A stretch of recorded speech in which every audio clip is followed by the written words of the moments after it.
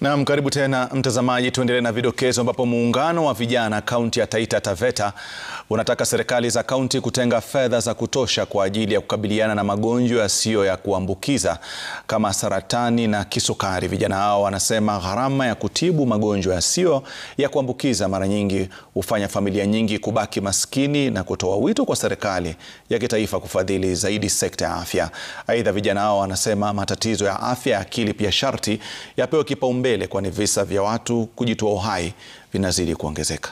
Youth inakuwa ni rahisi ku-advocate na inakuwa ni rahisi ku-champion kwa sababu we are doing a smart advocacy in a way that the youth wakisha kuwa trained, tunajaribu pia kwenda kwa hizi public participation.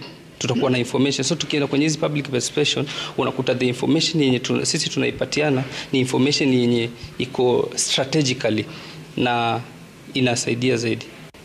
Unapata kama mtu ako totally dependent on the person who is taking care of him or her, inakuwa ni vigumu sana kwa sababu hata yule ambaye anayemtunza hana muda wa kwenda kutafuta, anashinda na yule mtu wake pale.